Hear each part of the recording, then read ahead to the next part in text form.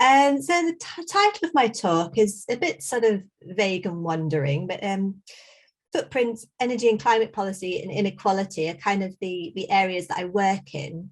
And what I wanted to do was talk a little bit about footprints and then give a specific example of how the input-output methodology can be used to answer interesting questions which are policy relevant and actually have some impact at the UK government level. So just move my slides on.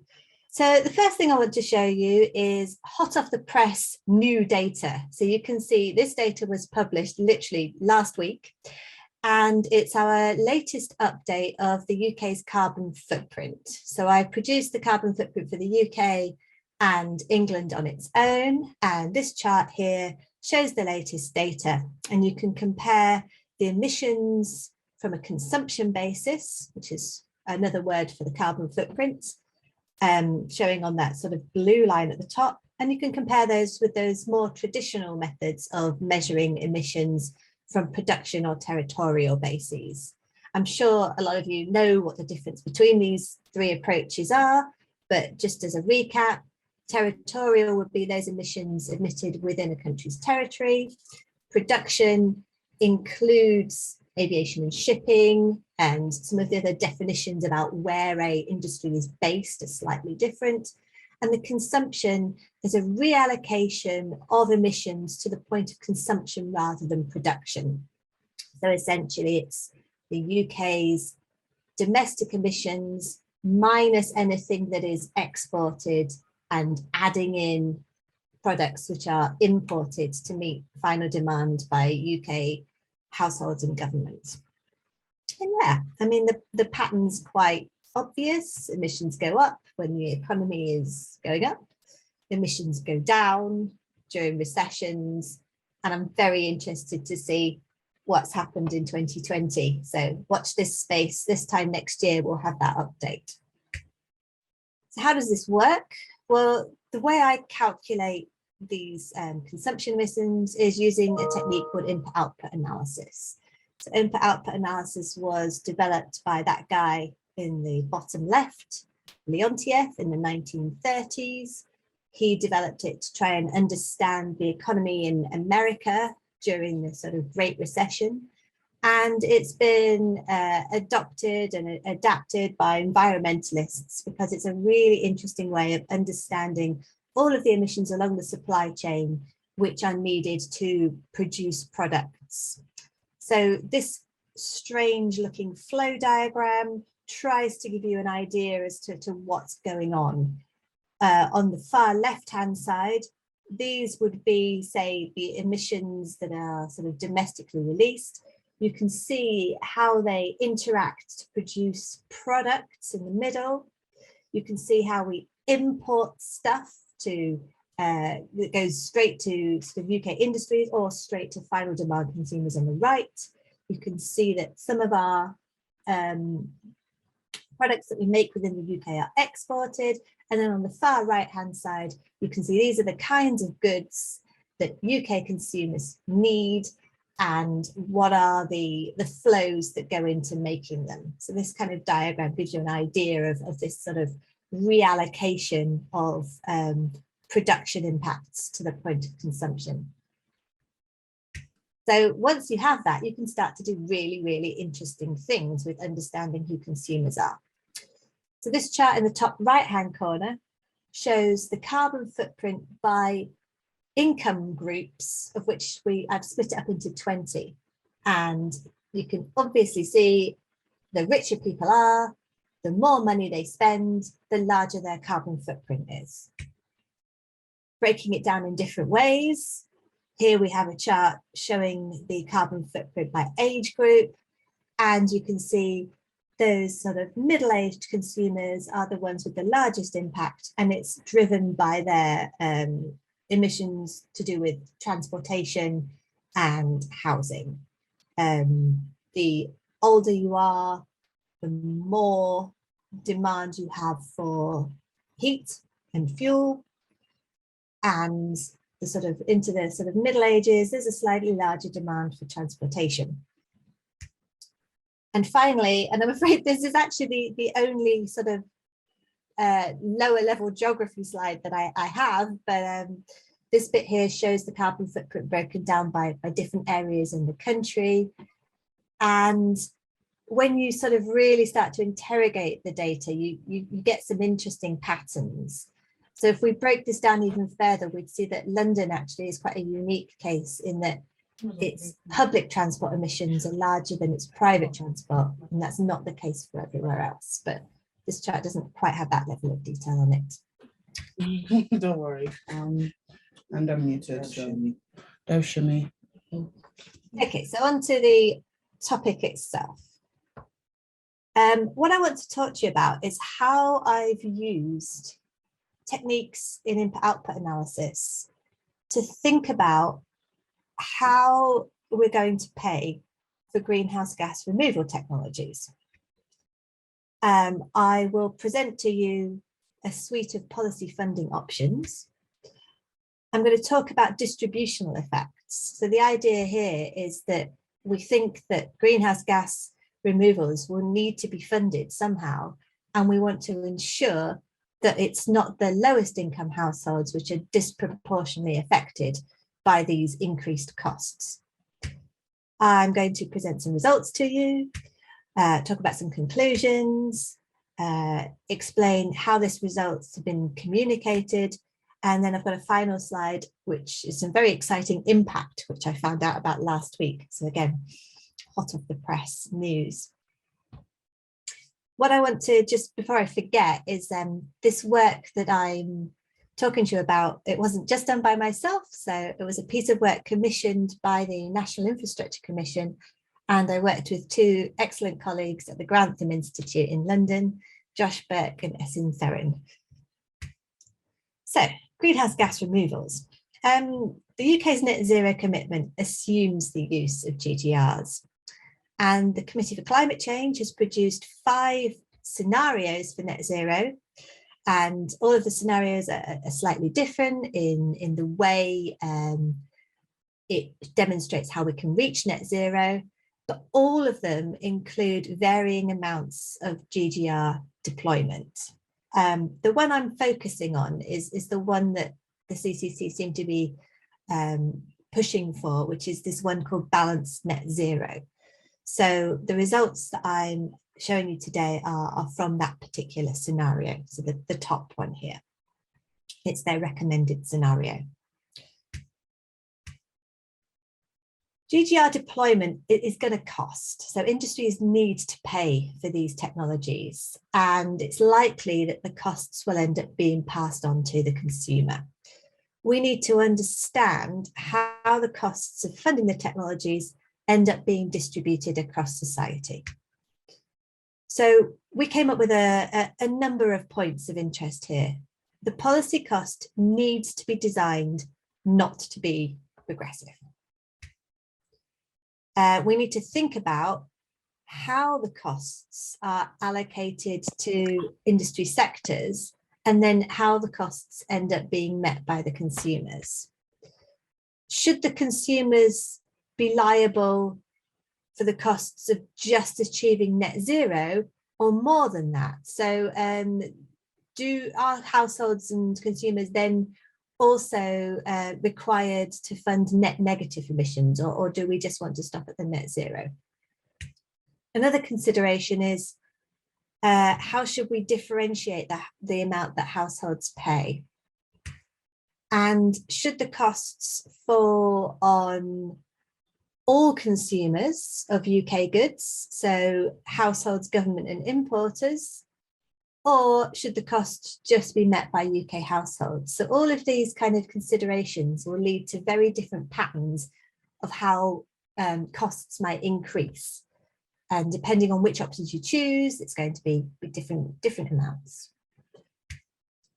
So in the project, we came up with 4 different policy funding options, which would lead to different costs for consumers, different mechanisms, and different operational approaches. So the first one, polluter pays, simply says, where are the residual emissions in 2030, in 2050, those polluting industries need to be the ones that pay for the greenhouse gas removals.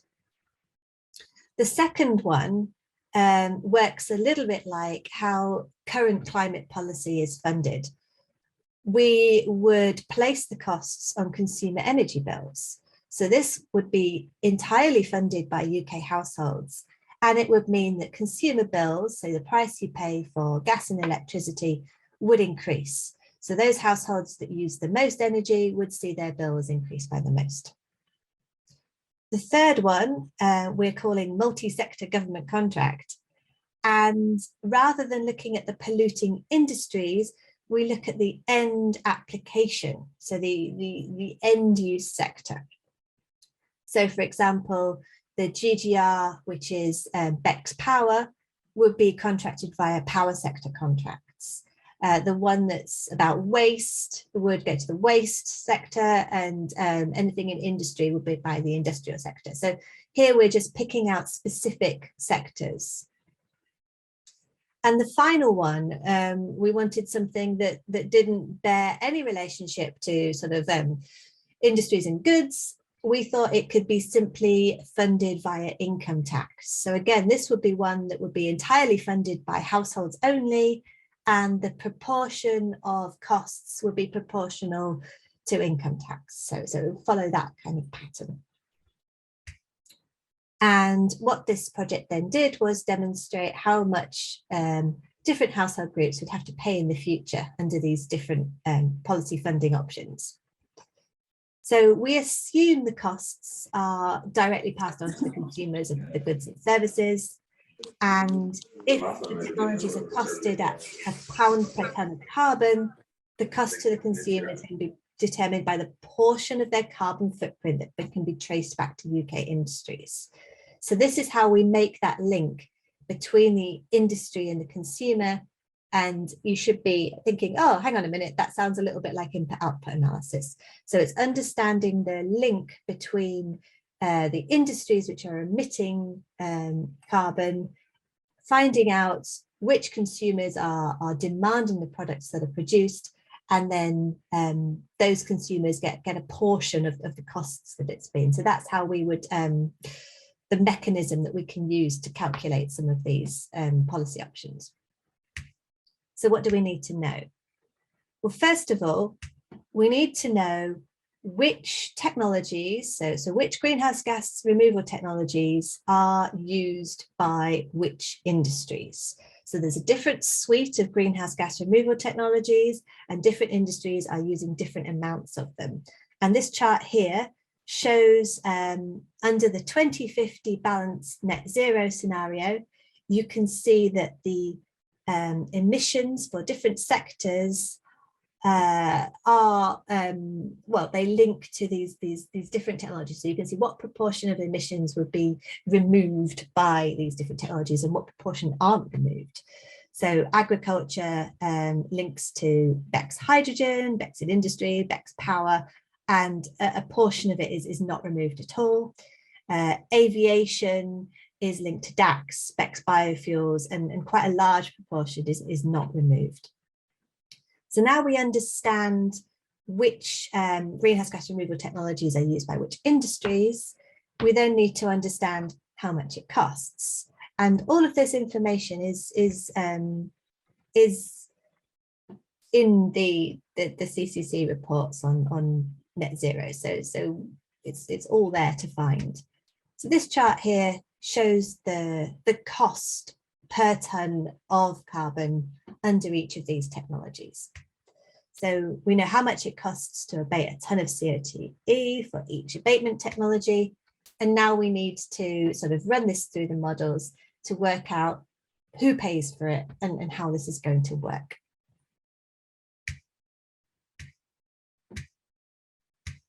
So under the polluter pays approach, this one uses the input output, and it simply shares out the costs in the same proportion of the carbon footprint.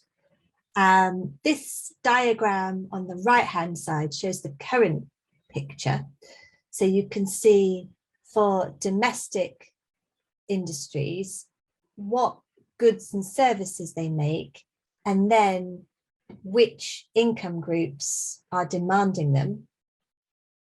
And it's quite obvious that the footprint increases by income group. And so that would be the proportion of the GGRs which are paid for by each of these groups.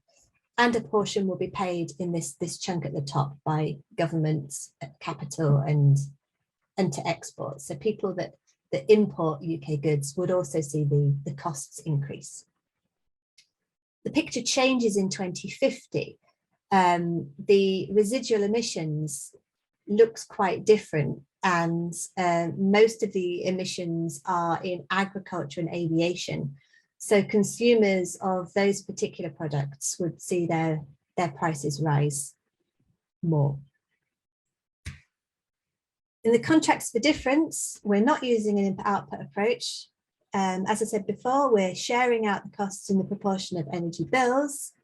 But the issue on this is that we know that spending on gas and electricity as a proportion of disposable income is weighted towards those lower income deciles.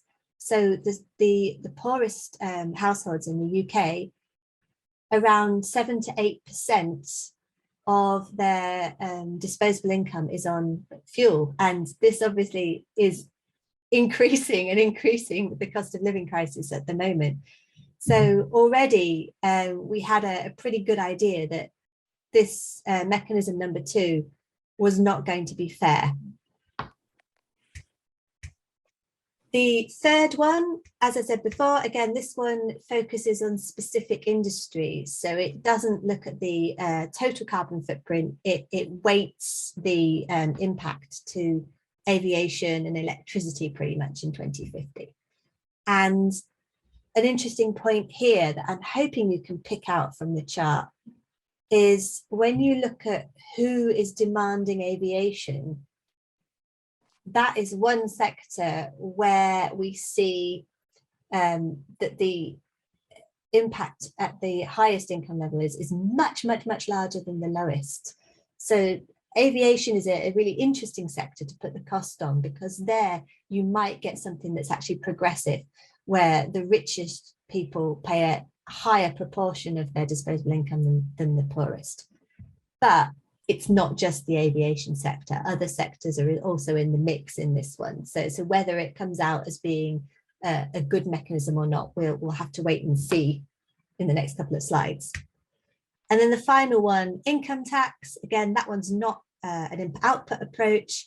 It's sharing it out in proportion to income tax payments. And this is what income tax payments look like. And you can see it really ramps up as you get up to the highest income deciles.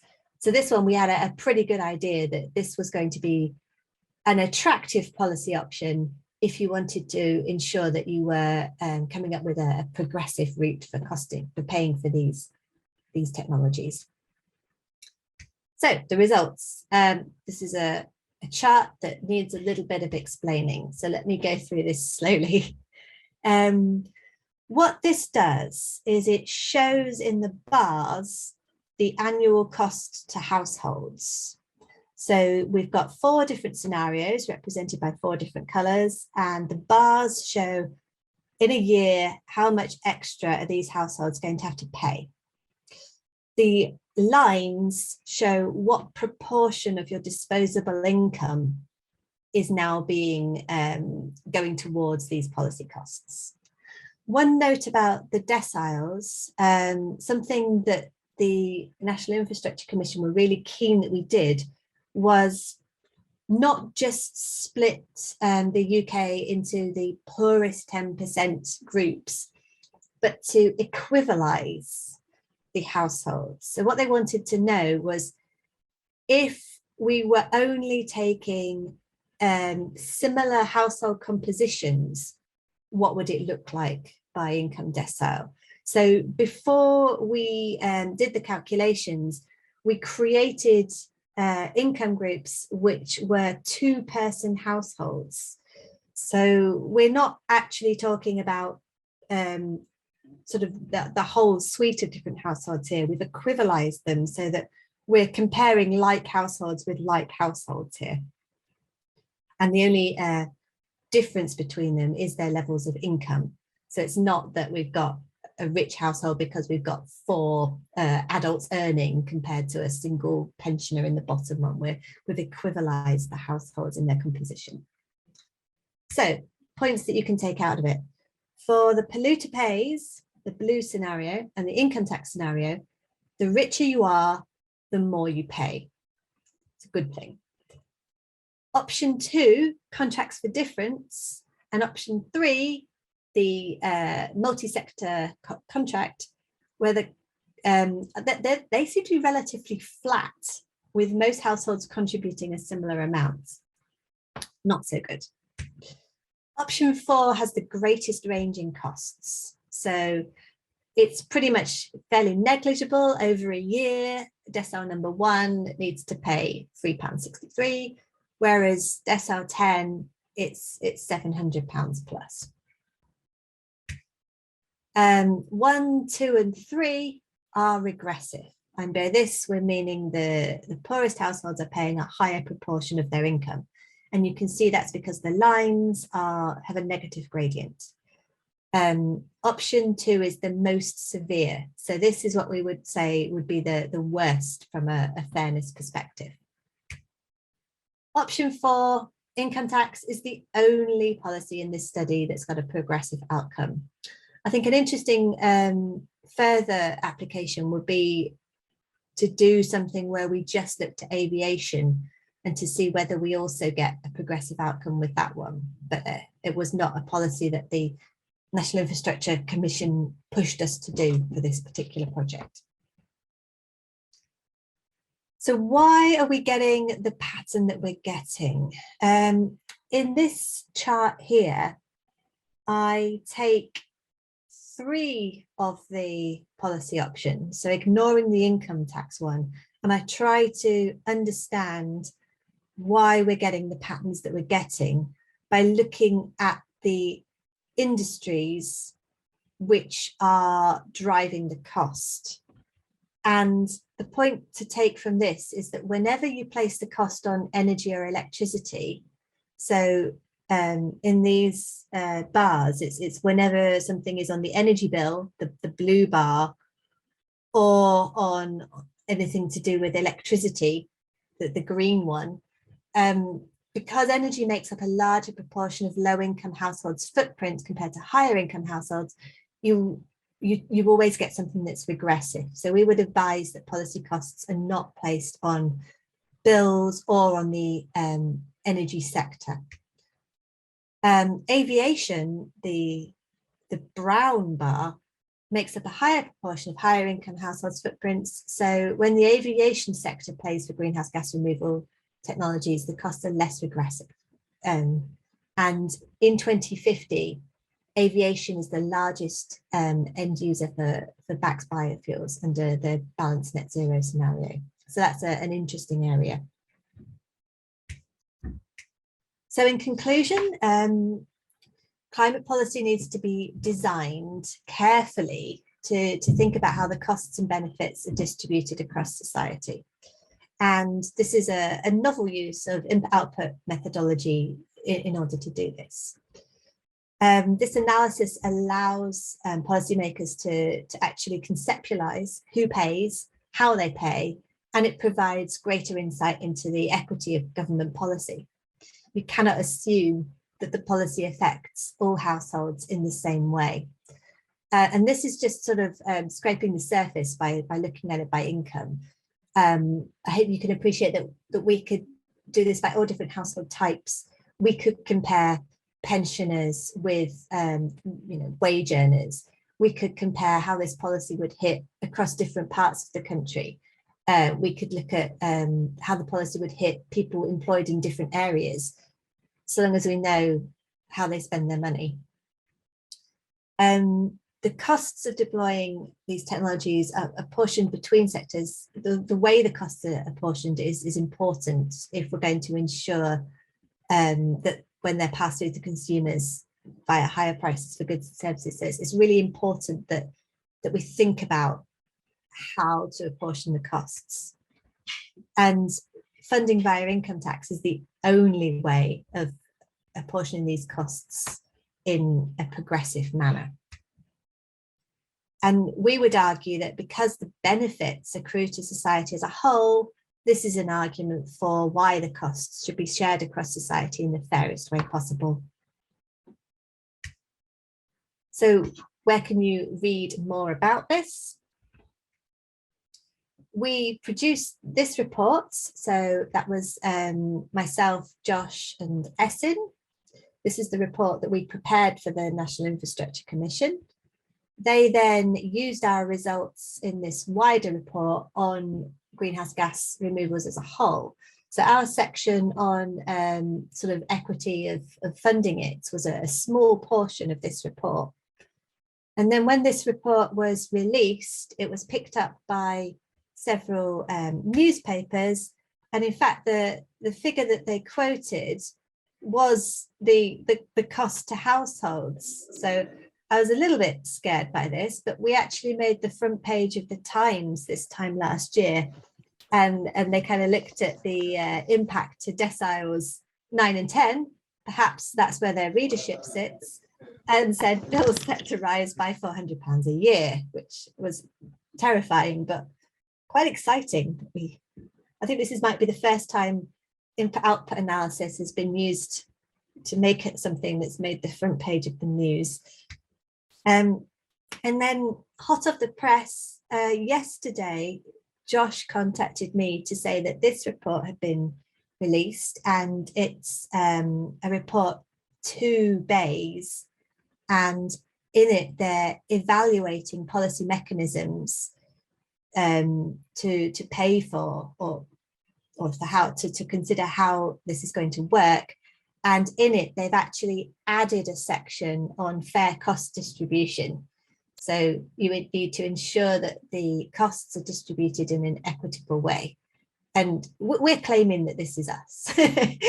You know, we think that we might have helped to get this section into the report. So we're very pleased and excited about that. So that's pretty much all I've got to present to you. I will very happily take some questions and have a look at the chat if there's anything in it, because I haven't managed to spot that as I've been talking. Thank you very much. Oh, thank you very much, Anne. That was fantastic. Yeah, they've got some virtual claps going on. I thought that was really interesting, especially how you were able to, how you presented on how your data and methods really link to policy and the application for policy there. And I think it's so important at the moment. We can see this with the cost of living, which you kind of mentioned, and this a reliance on gas and what's going on in Russia and Ukraine, I should say, I suppose. But yeah, I don't think we've got any questions yet. I will start off with a question. Okay. I have a few. Oh, actually, I apologize. We have a hand up from Anna. So I will, Anna, why don't you ask your question? Oh, thanks, Kate. And hey, and thanks, Anne, for the great presentation. Really interesting to see how you've used your research to think about policy. Is it did I understand correctly? Is the National Infrastructure Commission, who are they in this? Sorry, I think might have missed that part. So they're kind of an advisory body, I think, to government. Yeah, Kate, would you agree? They have that kind of role as advising UK government on. Yeah, all right. So and did they give you the scenario? So I've got a real question. These are just to make sure I ask the question the right way. Are they do they help set out those scenarios? They didn't actually. They had an idea that they wanted to look at different ways in which it could be funded, but they left it a little bit open to our interpretation. They knew they wanted to show something related to footprint, but so this idea of placing it on the industries was something, and they also wanted to have a comparison with income tax. But the other ones we sort of worked through together, so we had a little bit of free rein. Yeah, which is like like kind of good and bad, right? Like I guess if the goal is policy impact, and my question really comes from reading a lot of energy justice literature and then trying to understand how it's used. And there's a lot of maybe I'm missing some energy justice literature, but there's a lot of like conceptualization work that is done in that area. But then it's not always clear how it's translated to policy impact. And so it's really, I think that's actually, like seeing as we're in the methodology workshop, I think like that's really methodological in a lot of ways, because it sets up what you model and then how you model. So I guess my question was, is kind of in that vein of like, how much do you look out for the policy relevance and the program relevance opportunity with the research, and then what's the other work around, other than the like really great research element, the other work around ensuring that it has that impact, if that assuming that's something that you're interested in, or like you gave us some examples of how it's been used, but I guess did you like, to what extent do you curate that being picked up, I guess? Yeah, it is really difficult, and all the way through we were wanting to come up with scenarios that we thought were realistic, and so we couldn't just come up with something which would be impossible to implement. So all of the 4 different scenarios were things where we were like, well, actually this is something that really happens. So the idea of putting the cost on energy bills is something that's already happening. Income tax is already a mechanism that exists in the UK. So everything that we did, we tried to hang on something where we could demonstrate that this was something that would work. It wasn't just a, pie in the sky, let's, tax these people. It had to be something which we could sort of say, we can see this happening. I think trying to angle your research so you're talking the language of the policymakers is useful. Can I just make a comment on that as well? Just to say that it is something, I mean, I've worked with Anne for quite a lot of years, and other people I work with, it's a debate that we have, is whether when we're doing this research, how much should we speak to policymakers? So if we want to make a change in policy, sometimes it's that, and I'm not saying this is incremental policy because it's definitely not, but it's that, do we kind of hang on a government hook in the way they currently do things, or do we come up with something completely different because we actually think we really need to revalue the way we measure the economy, for example? And it's a really hard trade-off, but I'd say probably in Anne and my experience that definitely it's been a long time. We've been doing this for sort of 10 years and it's getting it out there. The government, it's been a slow process, but the government are picking it up and they're starting to think about this kind of consumption-based emissions and the impact that we're having abroad. And but it takes time, and working with politicians and working on impact, as everyone knows here probably, it just takes time to build those relationships, and then you can start to, it's almost like you make the relationship and then you can kind of go further and get government to think a bit more. So yeah. Sorry. Yeah, thanks, Kate. Yeah, no, if anyone, people feel free just to add comments or, contribute to this.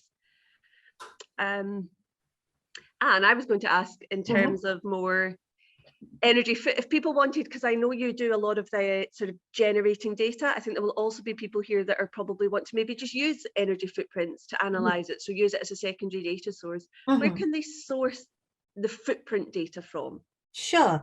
So as part of the release that I showed you on the first slide, which also I wanted to add is an official statistic now, so we're very excited about that, I actually published the multipliers.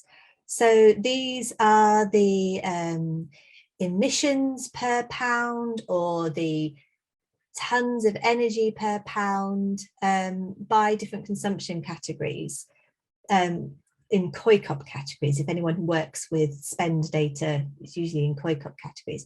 So if people wanted to generate footprints by different types of expenditure, they can download those for free. If people want to work with input-output models, there are lots and lots of global models which are free to download, and I can recommend Xiobase, one from the OECD, and the WIOD model. The one I've used to produce the UK carbon footprint, annoyingly, I can't share because I had to sign a confidentiality agreement with the Office of National Statistics. but I can share a simplified version of it. I've been allowed to do that. So if people want to work with our UK model, you can get in touch with me, and I can show you a slightly simplified version, which gives results within, you know, a percentage of the ones that are built with the full one.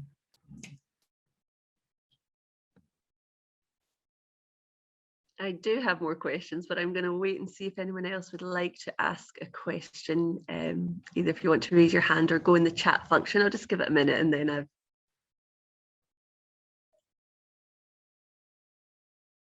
it's unfair of me because I know Anne's work. Yeah, I'm just hoping that no one asks me how greenhouse gas removal technologies work. That was what I was worried about. Well, not my area at all. I'm actually, tomorrow is my last day, Anne. I know you know I'm moving to be myself, so I will be now on the other side as a policymaker. I'm moving to their climate science team, but I'm working on greenhouse gas removals. And so this has been excellent for me because I've read your report when it came out a while ago, but I will definitely be using it and probably coming back to you as a policy maker. Yeah, we've got. Oh, you had your hand up, I think, there. Oh, sorry, that was just me trying to cause anarchy I was about to ask, how does greenhouse gas technology work, Anne? Well, I would probably ask an expert like Kate. I will be. All right, I'm going just to trying ask to you a cause anarchy. question.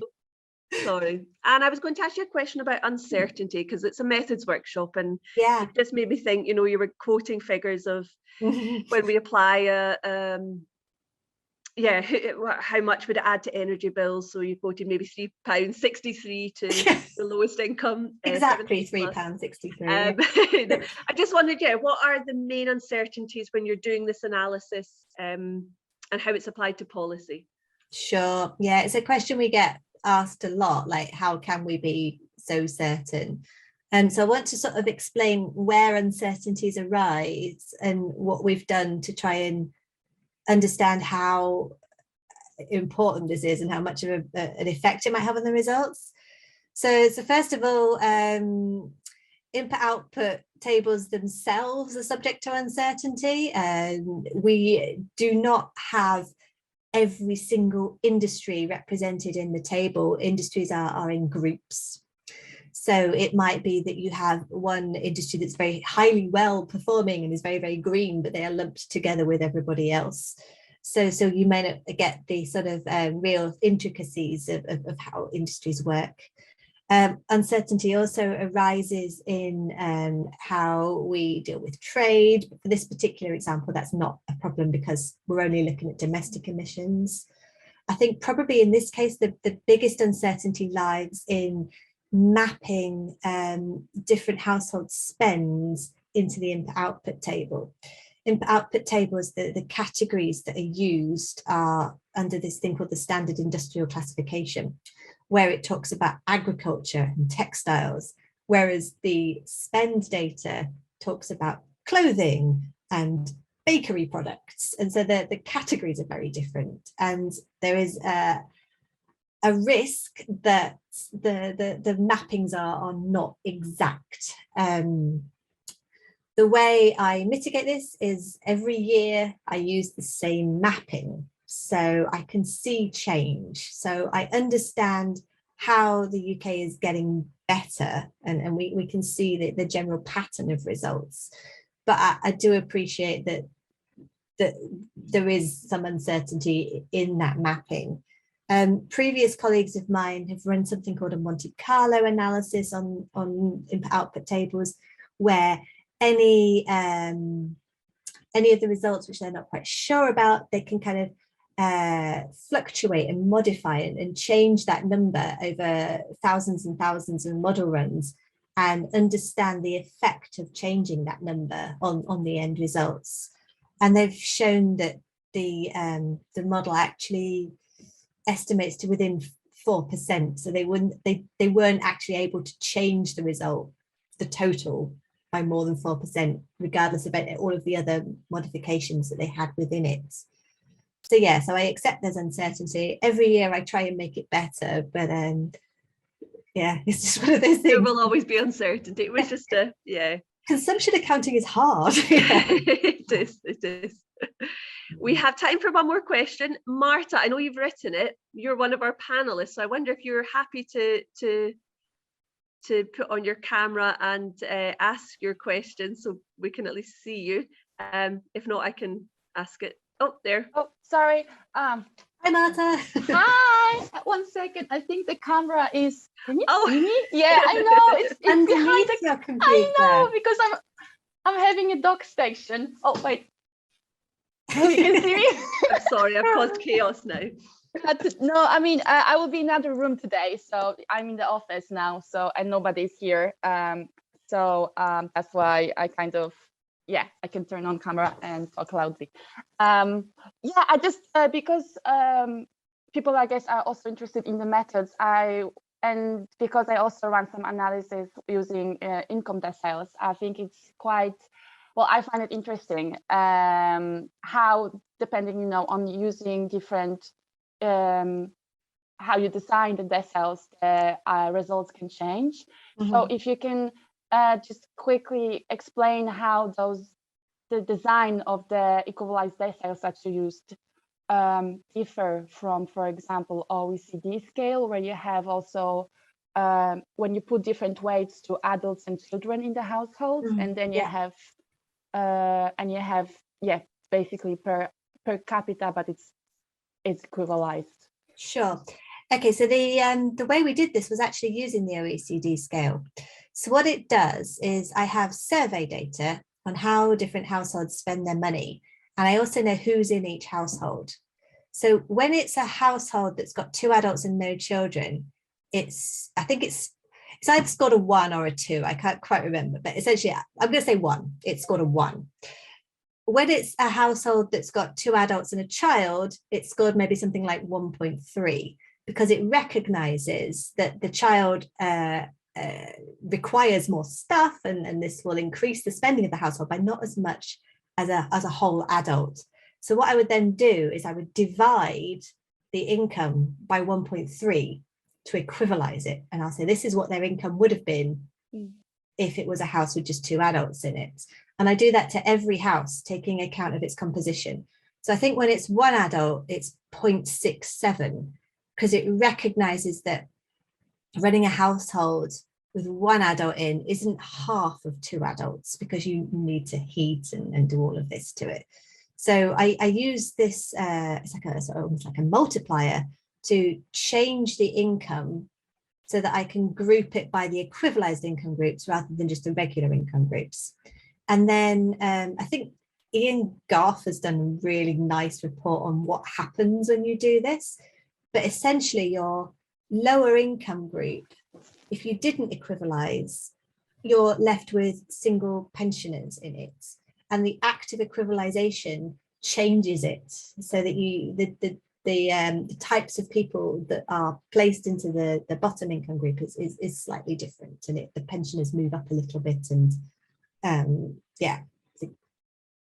single parent households move down a bit, and this kind of thing happens. So it's seen as a fairer way of doing it, and the UK government uses this when it reports things on income deciles, because it wants income to be the thing that's making the change. But I do think there is a case for understanding real households. So I think the equivalization is a good thing to do, but I also think it's quite nice to be able to say, well, this is the actual picture that would happen to a 1-parent household. This is the actual thing that would happen to a household with an adult and 2 children, so I can see arguments for doing it and arguments for not. Thank you. I think it's really important to understand the differences. So thanks. Thanks, Marta.